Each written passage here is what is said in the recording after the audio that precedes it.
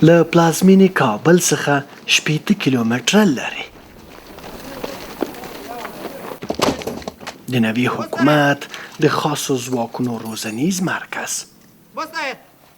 له 20 کلو جګړو وروسته اوس چمتو کیږي چې د یوه ملي پوځ غړي شي.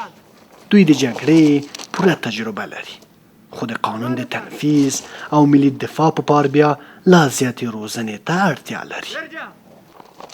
په دې نظامي روزنځای کې دغو جنګیالیو ته 1 میاشت روزنه ورکول کیږي ترڅو وکړای شي له ټولنې سره ځانونه حل او د رسمي پوځیانو په څیر پر مخ لاړ شي. او موږ 100% تر مطمئن یو چې دوی به انشاءالله ولس ته که محققو څه رقم د هغوی خدمت ده هغه رقم خدمت به وکړي او ولس ته به داسې خدمتونه وړاندې کړي انشاءالله نړۍ کې به بیا د دې پوځ ساری نه لري او نه به یې ساری وي انشاءالله.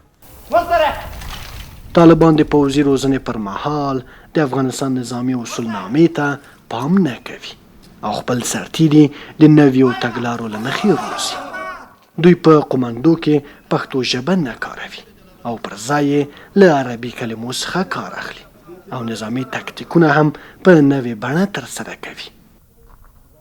افغانان یو، د افغان بچیان یو، د همدغه افغانانو زمن یو، د همدغه افغانانو ورونه یو، په موږ کې خارجیان نسته او له خپلو بچیانو له خپلو زمنو د دوی تاسو ډار نه ویني. نوی حکومت هڅه کوي چې د خپلو سرتیرو شمیر 150,000 کسانو ته ورسوي چې په تشکیل کې به ملي پوځ، ځانګړي ځواکونه، پولیس او د فدایانو خاصې برخې شاملې وي. طالبانو ویلي دي چې تر دې دمه یې 100,000 کسیز پوځ جوړ کړی دی او لا هم په روزنځایونو کې نظامي تمرینات په قوت سره روان دي. طالبان خپل سرتیري له یو بیل فکر او تګلارې سره روزي. دوی همداراز ویلي دي چې کابل کې به ټول ځواکونه نظامي دریشي اغوندي او له خلکو سره د لا ښه چلند لپاره به دوی ته مسلکي روزنه ورکول کیږي.